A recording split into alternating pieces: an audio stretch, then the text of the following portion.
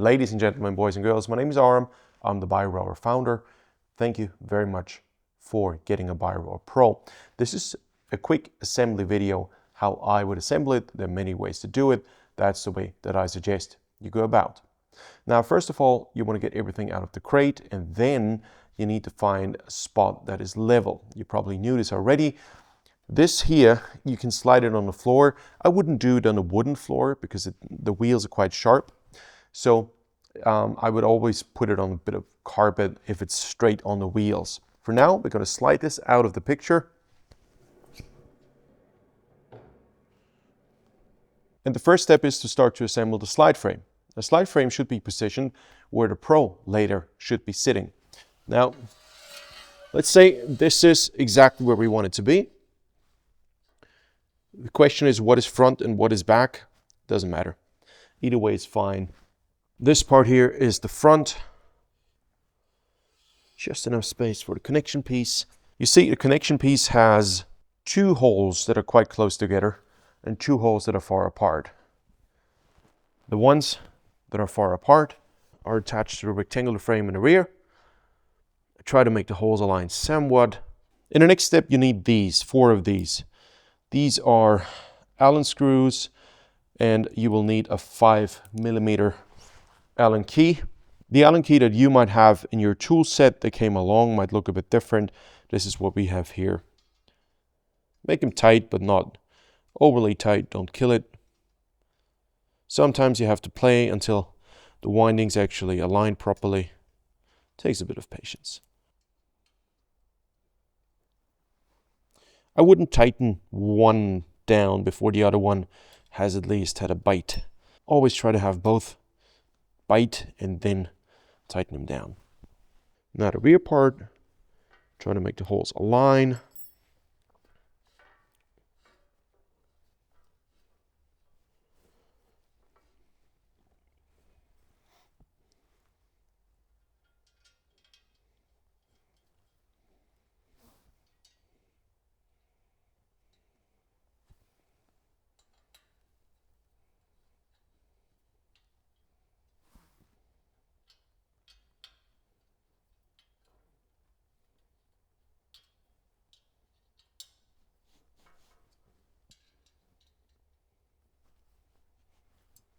So now it would be a good time to get some help. I try to show you how to do it without help. You can grab a Pro pretty much anywhere where there's a metal frame. Don't take it on the cover. That's not meant to be lifted on the covers. I would also not necessarily hold it here, although it's quite stable with all the screws. The best place to grab it is here on the frame in the rear. And I usually do it that way, that I come as close as possible to the frame.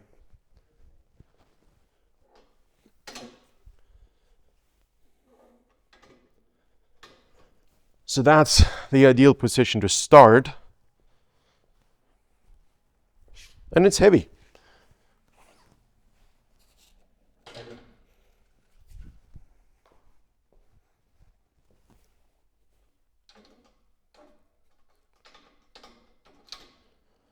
Is that well on the tracks? It is. Okay, looks good.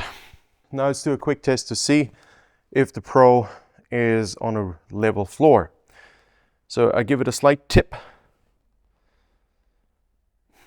It stops. If it went all the way here and actually accelerated, we would have a slight slope down. Let's go to the middle again. Give it a slight bit of a whisker towards the rear. Does it stop? It stops. See, but it's slowly is coming back. Let's do this. It goes much more willingly towards the front and towards the back. In my opinion, this is still okay. If you are in a situation where it starts to slide by itself, just sitting here, this is pretty much off. But if it's like this, it is usually okay because we get the bungees. Talking about the bungees, that's the next step. So the way we put the bungees in is diagonally. One is attached here, one is attached there.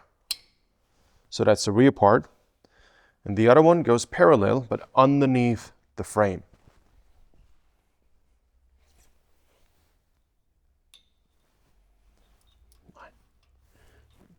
Go underneath the main frame.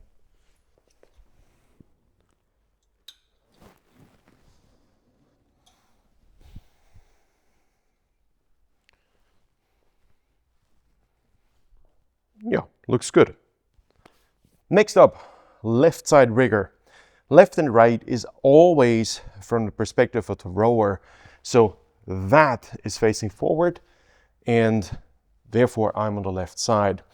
And the rigger is marked. If you can see this, it says left right there. So that's the left side. And before we put it in, you will probably set it up for sculling. So you row with both hands. And therefore we put the right spacer for sculling. It will be marked with 160 because it's about a 160 centimeter spread and it's the thinner rigger spacer. Don't forget to put it on. And the way I hold the rigger is I usually have my left hand to stabilize it and the right hand to make sure I'm perfectly aligned. You hear the sound? Once more out. If it's solid, it's in all the way. If it's not in all the way, you feel a difference in resistance left and right. Why? Because you're probably going to be in all the way on one side and on the other side, so it changes the gearing. Just be careful, you hear the nice clonk, and the next step, we're going to tighten this screw right now. Here is a 4mm Allen screw, so make this reasonably tight. And that screw, and of course the one on the other side, that's something you should retighten after the first couple of sessions and frequently check. There's a lot of force on these riggers. As heavy as they are, you need to make sure it's fairly tight. Let's get the right side rigger. So here's our spacer. Again, I hold it with the left hand, but with the weight, this is where I can balance things out. Now in all the way. Clunk, you didn't hear that, once more. Clunk, ah. Why can it not go in easier? Well, then you wouldn't have the precision. And you want it to be precise. This is why it has a snug and tight fit. Next, you need the pull rods. A pull rod is that. Sometimes we call it drawbar. Pull rod is the official terminology. And it essentially connects the rigger with the transmission. Now, be careful. There's a left and a right. Why? Because the length is not the same, left and right. So don't confuse it. And there's a 160 and a 166. We just inserted the 160 spacers for sculling, so we have to use the corresponding 160 pull rod. Otherwise, the lengths of the rigger and the pull rods don't match, and then it feels weird and you don't have the same angle and the gearing isn't right. The way we do it is that we rotate the screw, the winding in all the way.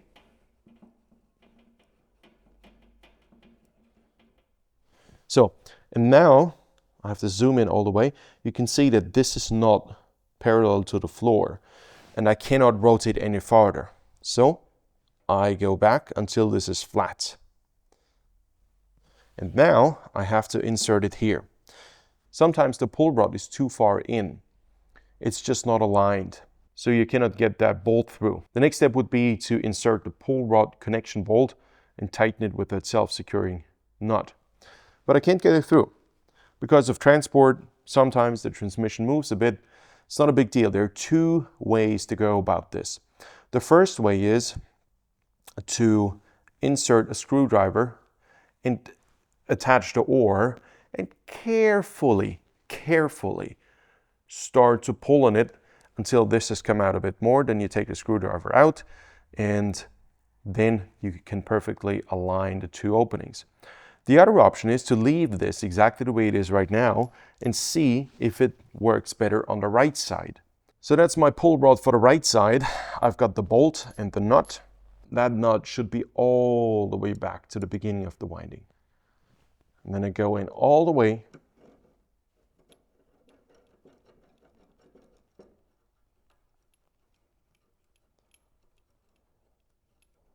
Okay, And then I make the outside part of the screw parallel with the floor again. Let's see, does it fit in or not?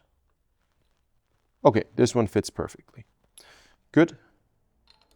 The bolt goes through. I let the nut bite. This needs to be made tight later on with two 19mm ratchets, and that needs to be tightened as well. For now, we're going to try to align the left side as well. So what I'm going to do is attach the oar. I'm not even bothering with the left side for now. The question is, how do you attach the oar? I always rotate as far forward as I can, and this way, in our case, out, that way, this way. And then I attach the oar almost in a 90-degree angle. Does it matter which oar you use in orlock? Yes, it does. When you get them new, they're labeled. So there's a serial number, and at the end, it has the letter R for right. In case you buy a Pro that is used and somebody took that off, you can easily recognize this by the wire of the strain gauge sticking out. And that should always be on the outside. And now make sure you place it correctly. So almost a 90-degree angle forward. If you put it on in the wrong angle, let's say that way, then you just don't have the right angles and you cannot go to the full catch or finish position. So this is why I rotate the spline out first, and then I put on the oarlock. As a next step, I will now gently pull on this right oar so that the left rod goes out a bit. That was already enough.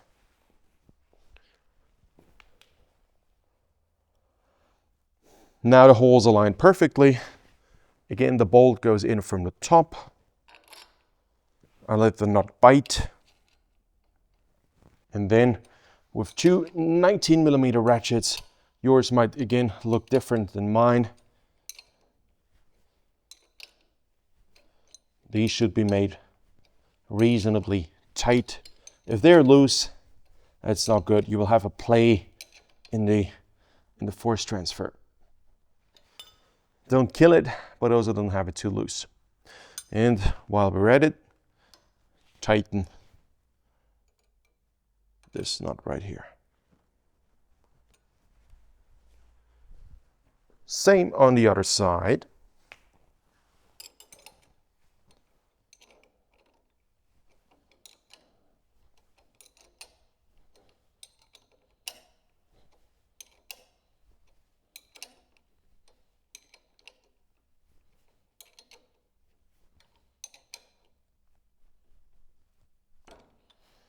And tighten.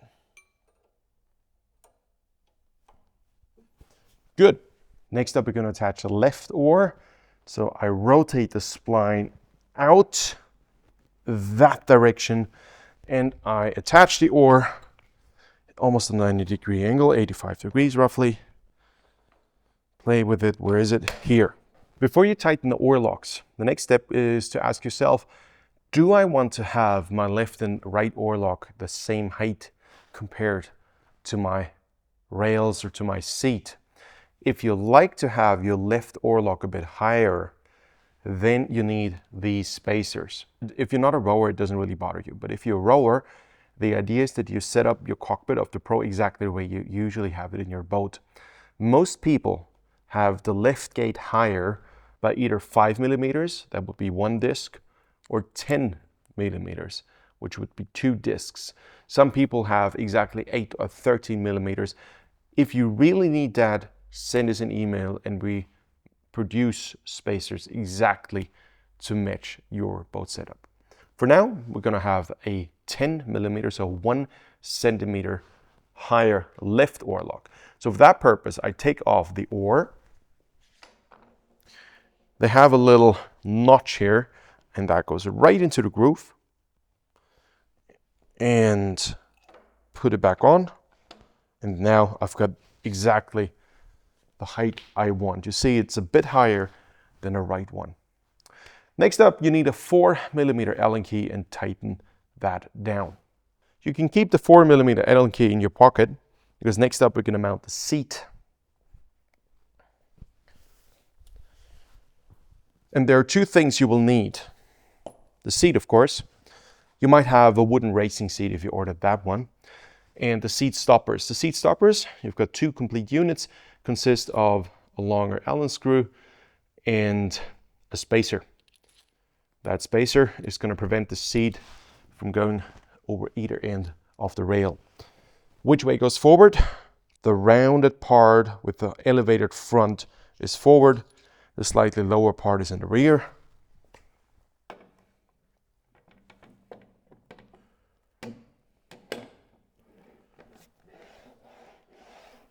It's good. Then you insert these. Where's my 4mm Allen keys? Don't kill it, but make it fairly tight.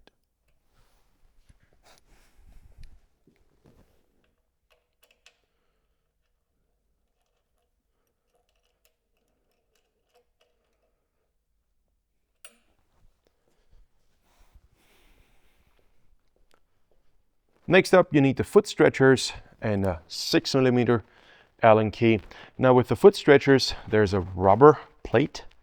That rubber plate should be on top of the rail. I'll show you in a moment what I mean. That rubber plate has to be on top of that rail. So make sure it's there. Otherwise, the foot stretcher part is going to slip.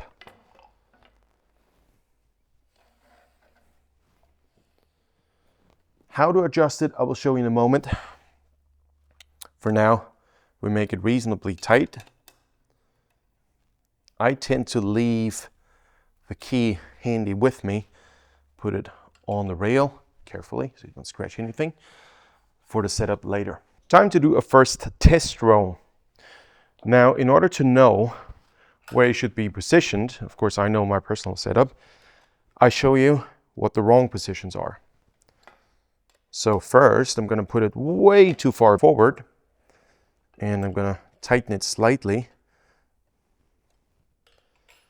And now I go into the finish position.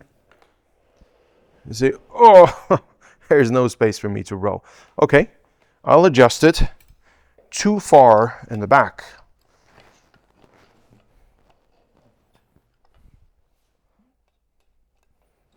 It's going to be uncomfortable.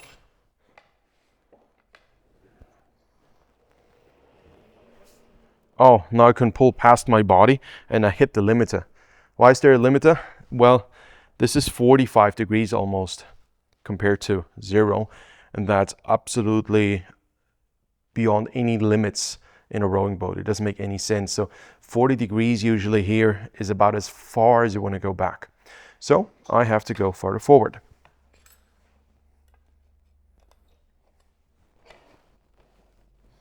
My personal setup is such that I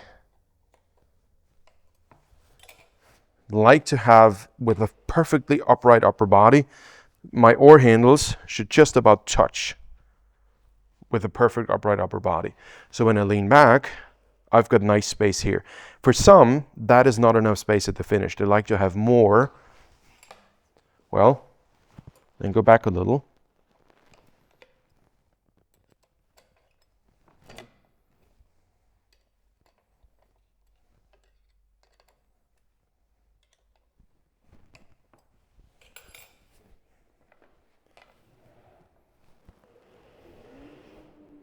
Okay, I think that's about ideal. Now, let's get the feet into the straps.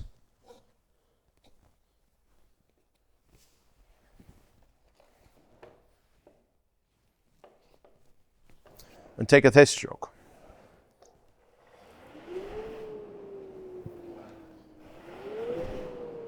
Feels good. Now, a note on the foot stretcher height. If you put it up very high, you have straighter legs, so your legs will be up higher, and that will restrict your space at the catch. It's going to be difficult to go forward.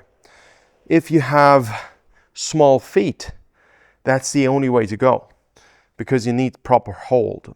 I personally like to have it fairly low in order to be able to move better. You can experiment with that.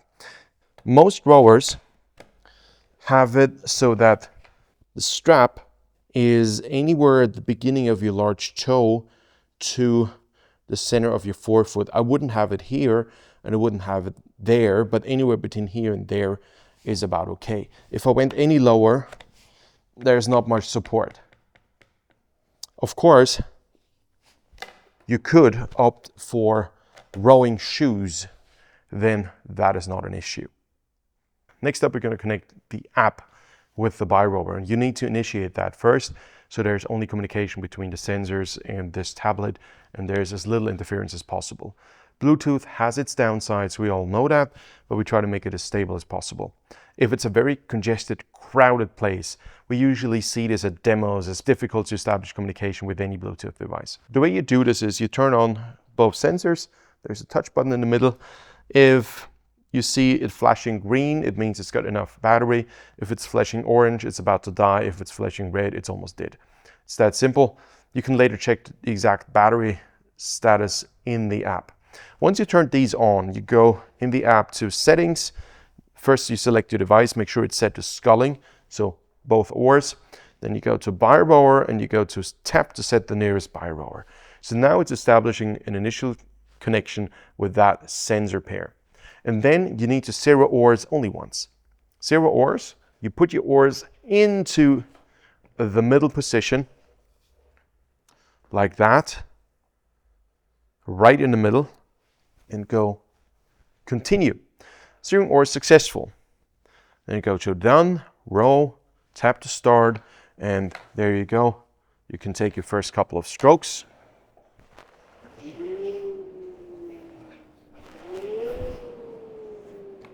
A quick overview what the parameters mean.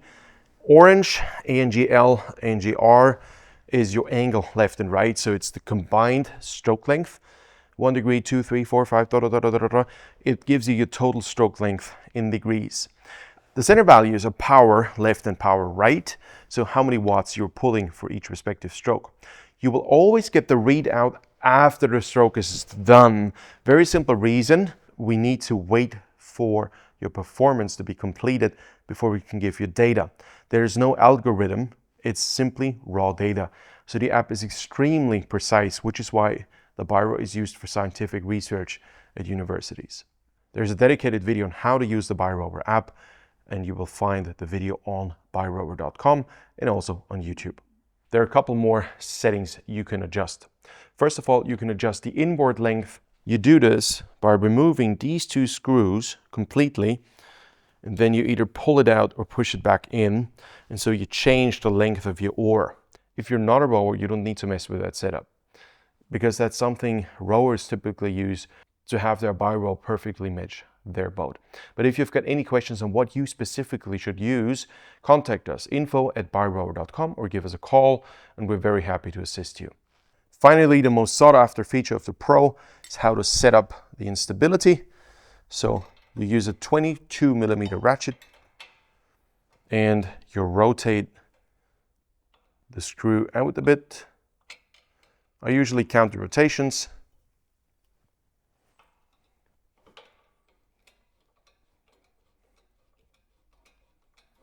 For a start, I would go with about 5 complete rotations. That's already quite a bit.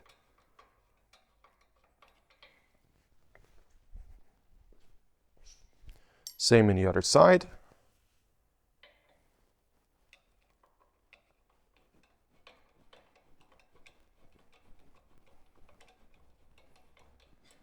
See, do we have the same range on both sides? Yes, we do.